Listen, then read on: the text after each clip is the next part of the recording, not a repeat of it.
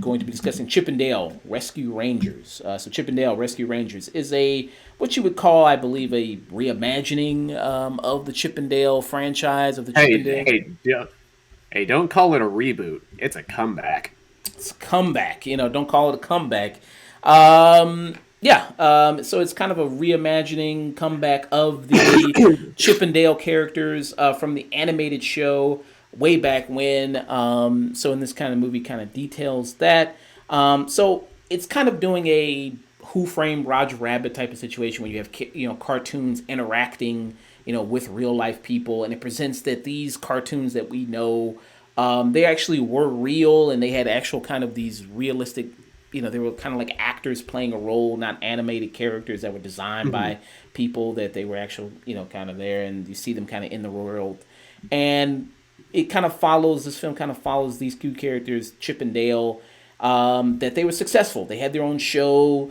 They were doing great. Moved to Hollywood. They both Yep. starred in it. Got yeah, got got like little small parts in a bunch of commercials, even digitally inserted into stuff like Full House before getting the call of, "Do you want to do your own show?" Yeah. Do you want to do your own show? And like I said, became insanely popular. They were living the high life. They were partying with MC Scat Cat and Paula Abdul back then. Doing dan- dancing the Roger Rabbit with Roger Rabbit. Yeah, and you'll see that. I mean, if you're a big animation fan, you'll see tons of characters that you recognize, from all the Mhm. years of animation, past and present. Even some Disney characters that get thrown in here. Of Mhm. course, this is a Disney movie on Disney Plus, so you're gonna get a lot of that. Which is, I guess, that's one of the benefits of being on a kind of stage like this. Of hey, you get to play around in that world. There, and they poke a lot of fun at even bad animation. You'll get, what they go to the uncanny valley, which I thought was funny. They did a lot of kind of jokes like that. Which, yeah, that's one of the best bits in the movie, Yeah. especially with Seth Rogen's Viking character Oh yeah. And there's another that you great. see in the trailer. It's like, who are you looking at? I'm looking right at you. Oh yeah. I mean, there's lots of there's good bits in there, funny good bits. That yeah we'll get into, and I had a good time kind of seeing here. But what happens kind of with showbiz. People kind of split apart, and there was a rift between Chip and Dale. So 30 years later, they kind of come back. You see them living different lives. Dale, who's raised by Andy Samberg, and Andy, yeah, Dale. He got CGI surgery, which is basically plastic surgery. yeah, which I thought was funny. They did that. They did that kind of with the cartoon of how plastic surgery for them is the whole CGI update treatment, which was also another good gag. But Dale, he's still, after 30 years after their riff, he's still trying to chase the fame, going to conventions, still trying to, still trying to, be that still famous person he was all the way back then. Chip is just relegated to kind of a normal life, being just kind of working in an office, doesn't want anything to do with Dale anymore. But when a kind of friend from the old show, Rescue Rangers, calls them for their help, it kind of reunites them again. Which they have a nice kind of funny villain here and funny kind of villain plot, which I thought was also really good in this movie as well. I thought that was also a really good gag in here as well. Yeah, with this movie, I had a lot of fun with it. I think the movie is very funny. I think Andy Samberg and John Mulaney. Andy Samberg, I think has had a great post SNL career. When he was on SNL,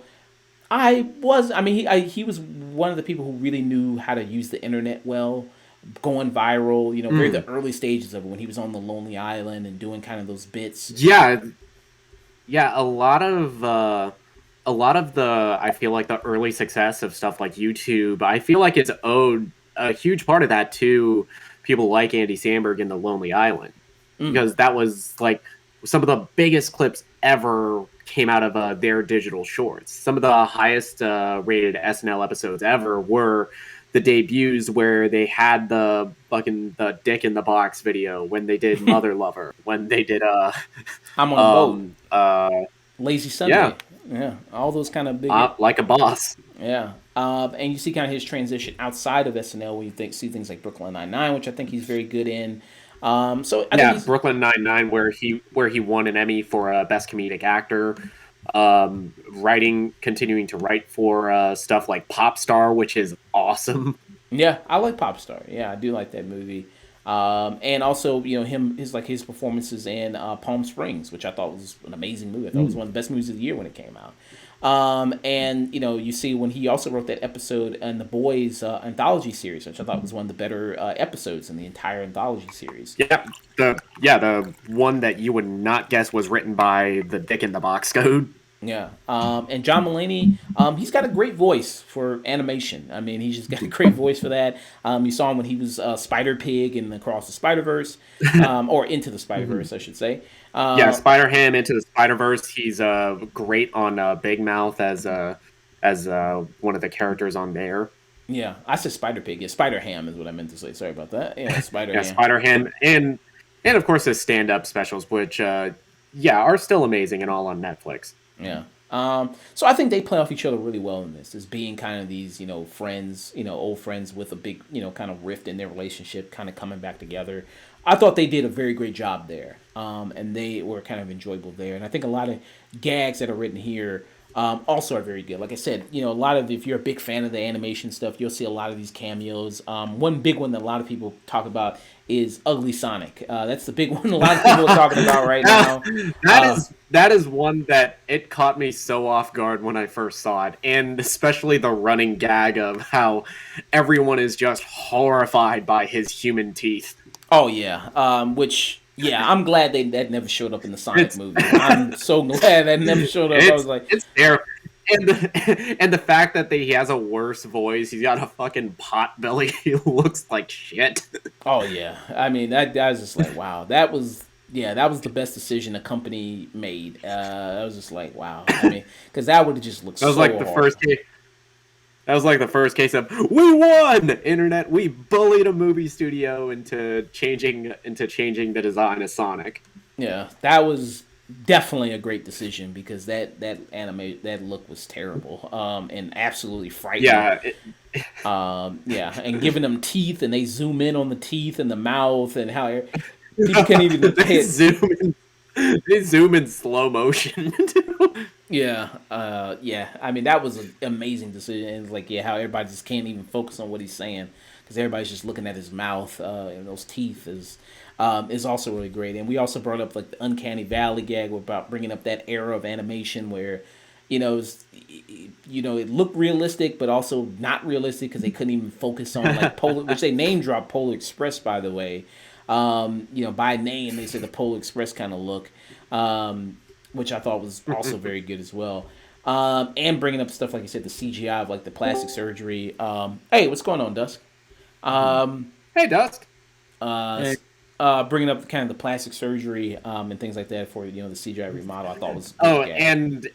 and of course, the whole reason that their friend Monterey Jack is in trouble is because he's in debt to a guy named Sweet Pete because of his stinky cheese addiction. Which, come on, Yeah, which they go to like that cheese shop and it's like, motherfucker, you know this is a crack house, right?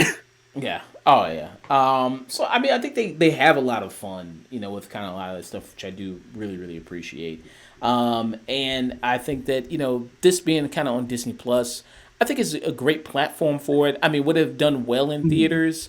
I don't know. I mean, I think how many people really are interested in the whole Chippendale type of thing. How many people remember Chippendale like that? I don't know. I mean, I know they bring up like the Chipmunks as like a counterpart to them. And they also bring up the fascination. The rapping chipmunks. Yeah, like all the animated shows when they come back, everybody's got to be rapping. All the new cartoons, that's the new thing. They always got to rap. They make that joke in here too. So it's somebody that it reminds me somewhat of kind of like with Phil Lord or Chris Miller, what they do of really, really taking good shots at the thing they're doing a movie on, the subject they're doing a movie on, and really playing in that world. And I thought that was kind of very good. What were kind of some of your thoughts there? Yeah, for me, I think this is kind of like very much what it's being sold as this modern day take on something like Who Framed Roger Rabbit, where it is very much this glowing love letter to the form of animation and how they integrated that within the real world, like having all of these different styles of animation. You have the hand drawn, you have cell shading, you have stop motion at one point, you have you have a Muppet in here. Yeah. You have various styles of CGI, and all of it works within the same frame. Yeah. Very much so. Dusk, did you get a chance to see Chippendale? Unfortunately, I was really under the weather today. I didn't really see the two new Mm. ones.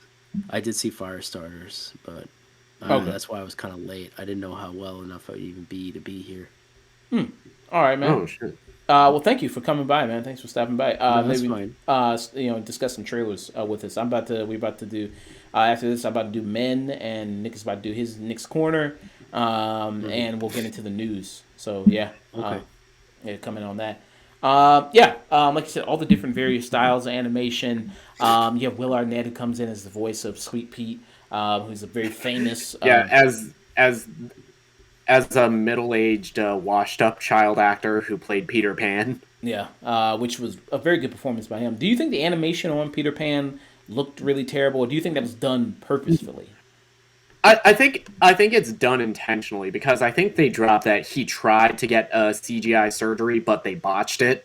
Oh, okay. Yeah, okay. So yeah, because I was like, I think this whole look of him is done on purpose of how terrible he kind of looks. If you see that, but yeah, also bringing up the different animation styles that you see in here is also a nice touch to that.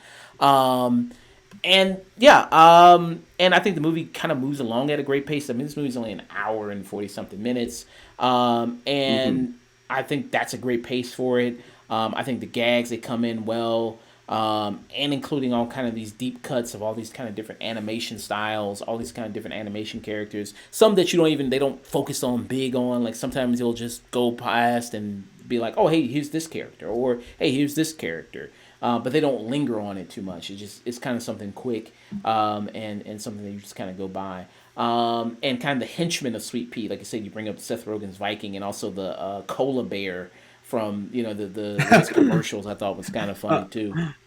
Um, yeah, I mean, I mean, do you have to be like a big kind of animation guy to really enjoy this, really love this, or even be a fan of Rescue Rangers to really like this or enjoy this?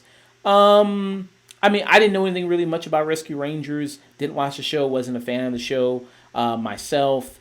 But I did enjoy all kind of the nice kind of animation references and jokes that were there. Do you need to have a good deep knowledge of a lot of the animation stuff?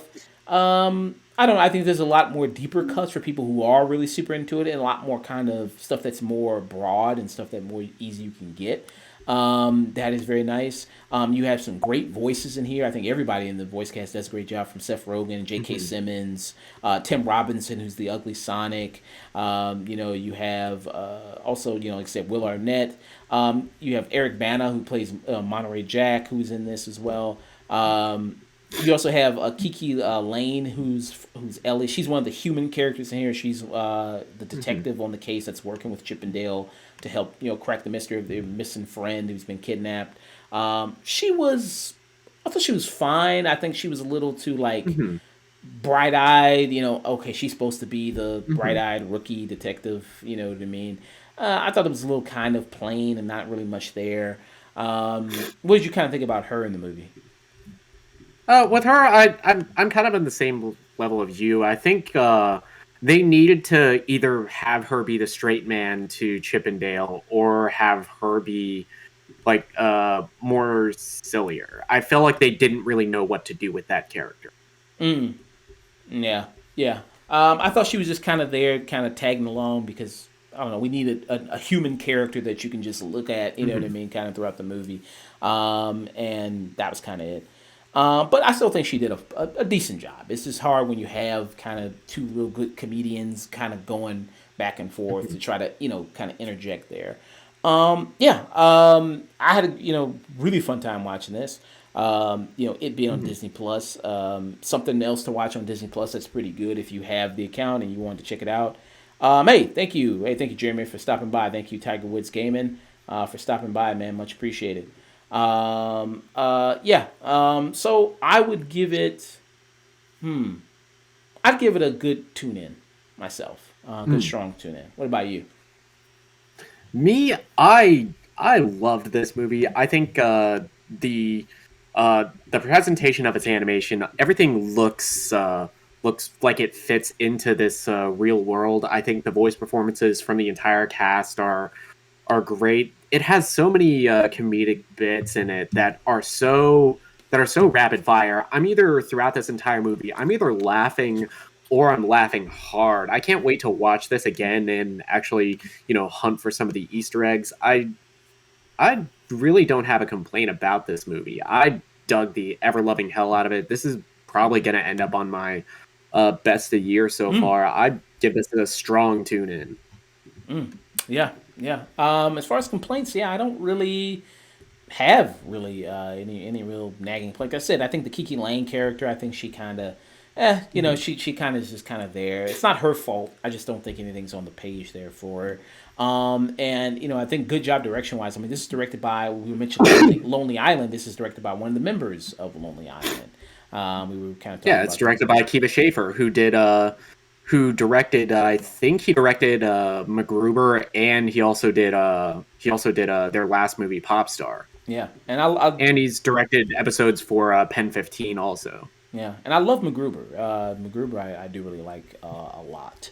I know SNL movies, when they do kind of movies based on their skits, it can kind of go either or kind of be really good or really terrible. I thought that was really good. I thought MacGruber was really good. When they hit, they fucking hit. Yeah. I had a great time watching this. I recommend people check it out. I give it a strong tune in. Yeah.